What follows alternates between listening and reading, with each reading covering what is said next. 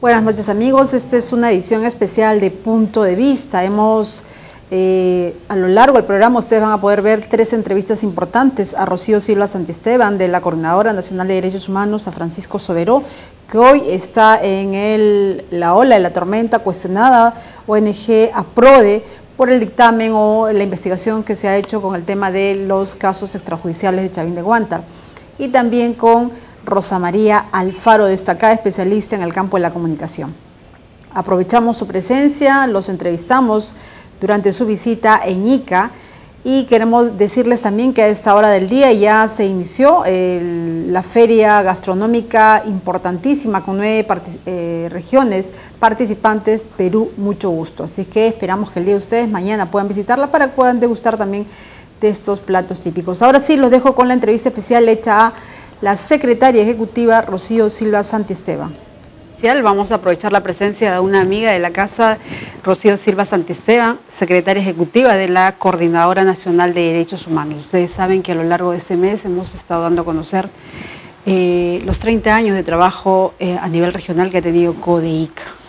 Hemos invitado, aprovechando su presencia, a Rocío Silva Santisteban. Buenas noches, bienvenida a Punto de Vista.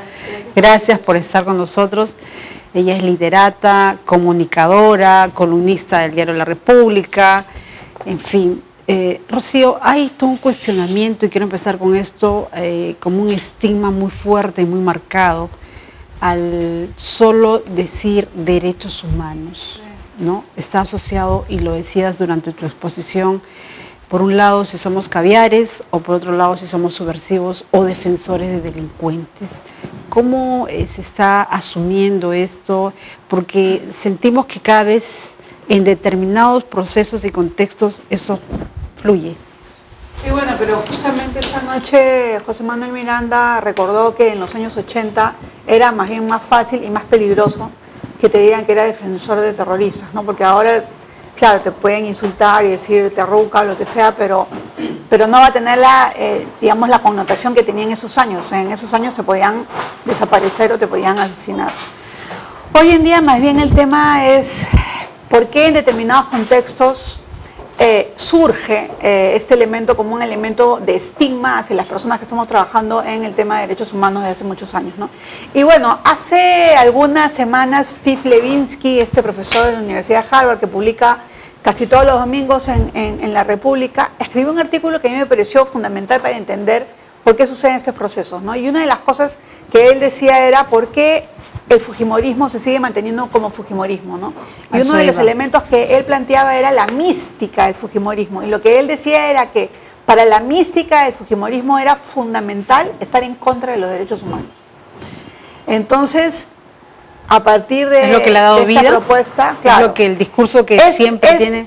O sea, no es lo que le da vida, pero es, digamos, lo que mantiene esta mística, esta idea de unidad entre los propios fujimoristas, ¿no? Entonces, eso es un elemento muy importante que hay que tomar en consideración, porque ahora que estoy en Twitter y en Facebook me doy cuenta que, en efecto, o sea, quienes me atacan mucho son quienes vienen de las canteras de fujimorismo, ¿no? Y el ataque siempre es el mismo, ¿no?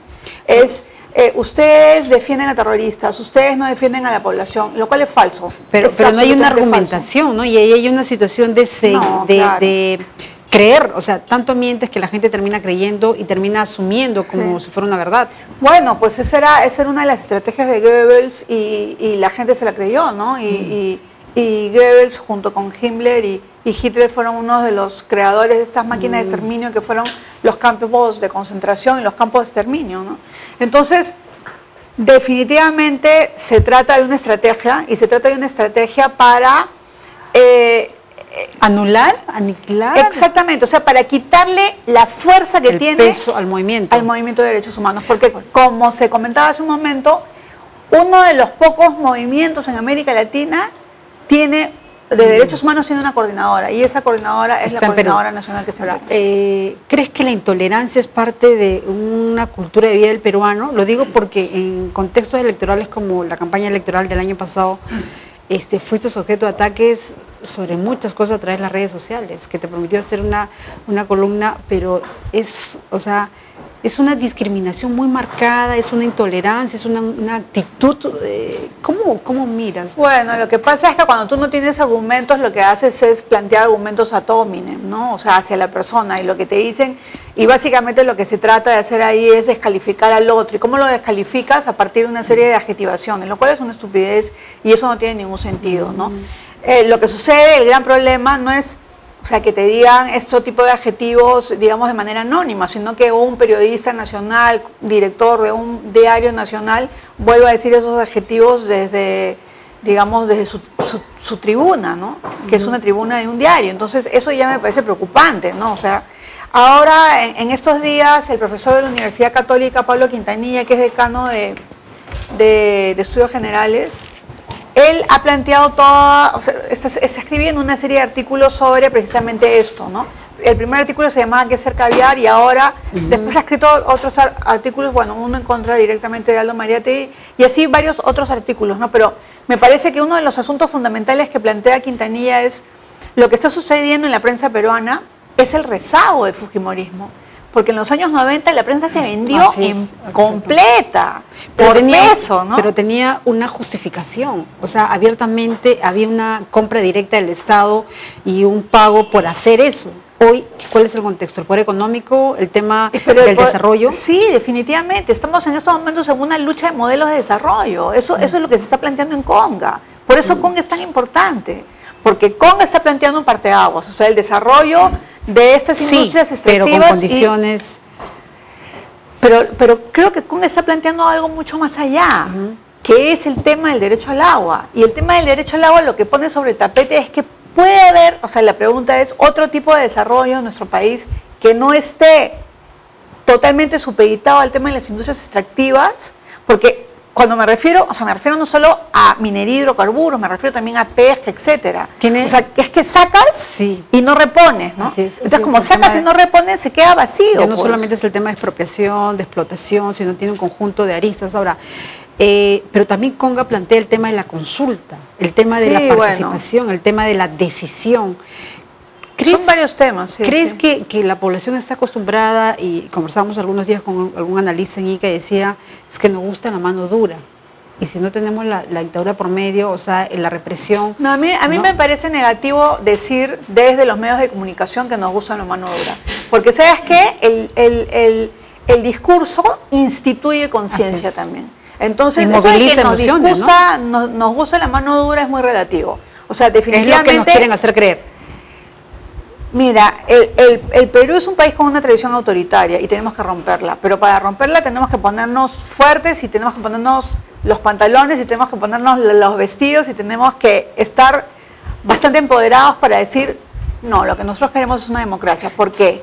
Porque la democracia no es la paz perfecta, al contrario, es las condiciones dadas para que todos estemos tensos en nuestras diferentes posiciones sociales que van a ser contradictorias, opuestas, y que van a estar jalándose de un lado a otro, ¿no?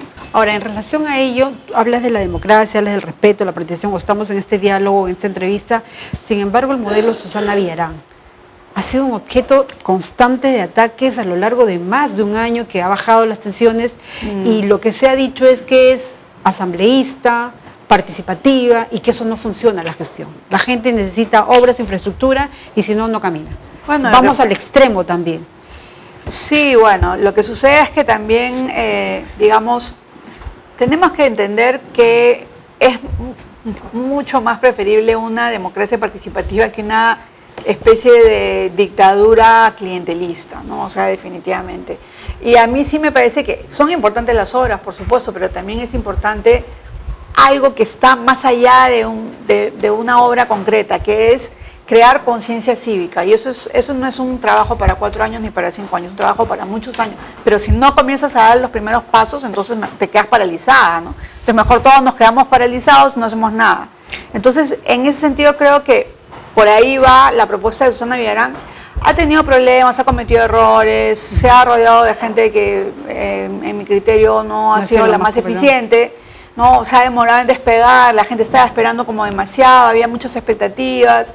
En fin, han habido una serie de problemas en el camino. Lima es casi un país, y un país con un presupuesto Lo planteo desde dos puntos. Uno, por el estilo de gobierno que ella empezó a marcar, y dos, por su condición de mujer, ¿no? También por eso te dan duro, ¿no? Sí me he dado cuenta. O sea, a mí me da más duro que mis compañeros, ¿no? Claro, y iba por esa situación. En los últimos años las políticas públicas han ido, digamos, acentuadas, sobre todo en el Ministerio de la Mujer, pero que en esta última gestión con la ministra de la Mujer, que por casualidad de la vida es iqueña, sí, pero que se ha estancado, digamos, y que ha tenido un cuestionamiento más por el fundamentalismo o la cultura de creencia que tiene. ¿Crees que las mujeres hemos avanzado no en política, sino en decidir por nosotros mismos, en sí, ejercicio totalmente de derechos? Sí, por supuesto, yo estoy totalmente convencida de eso. Claro que hemos avanzado. Si no hubiéramos avanzado, no estaríamos tú y yo acá sentadas.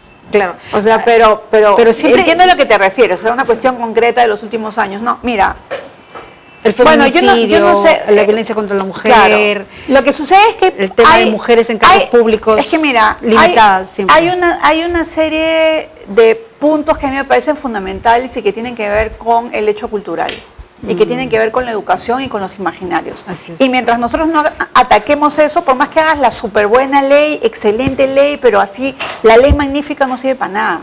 O sea, porque es muy fácil cambiar las leyes, pero es muy difícil cambiar las mentalidades. Y lo que tenemos que apostar es a cambiar las mentalidades. Y yo propongo, y siempre lo propongo, y lo propondré en todos los foros en que me encuentre, que hay que plantear políticas públicas en contra del machismo. Y eso implica no solamente integrar todo esto en el tema del Plan Nacional de Derechos Humanos, etcétera, sino mirar más de cerca cómo son los procesos educativos en relación con la perspectiva de género, ¿no?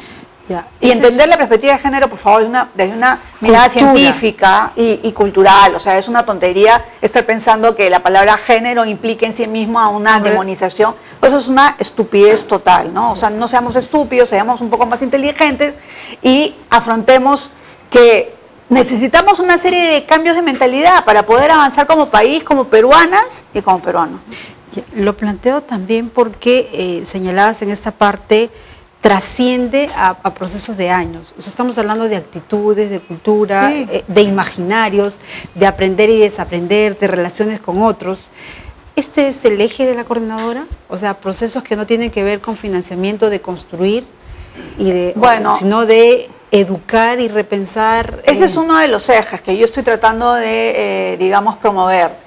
Pero la coordinadora, por supuesto, tiene otros ejes, ¿no? O sea, judicialización de casos, claro, el tema judicialización, reparaciones, el tema de criminalización de la protesta, en fin, tiene varios ejes, ¿no? Derechos económicos y también derechos medioambientales. Y uno de los temas que está saliendo cada vez con más fuerza es el tema del derecho al agua, que es un tema poco debatido en nuestro país desde la perspectiva jurídica, ¿no? O sea, se han hecho una marcha, se está debatiendo en el sentido en que las poblaciones, digamos, han tomado bastante conciencia de lo que es la importancia del agua, pero desde una perspectiva constitucional, de derechos, es un tema que todavía está medio flojo, ¿no? Y ahí, más bien, digamos, tendríamos que plantear algunas ideas, ¿no? Hay una particularidad con la gestión que llevas ahora la coordinadora. Eres mujer, eres generacionalmente más jóvenes las que han venido. No ha salido propiamente el movimiento de derechos humanos como Pilar Col, Sofía Maher, Susana Villarán. ¿Cuál es el camino? Han habido algunas discusiones en decir a dónde orientamos. Ha habido mucha atención a judicialización, derechos civiles y políticos. Hoy son otras exigencias, como tú las señalas. ¿Por dónde va la ruta? Bueno, mira, eres muy observadora, porque de verdad sí.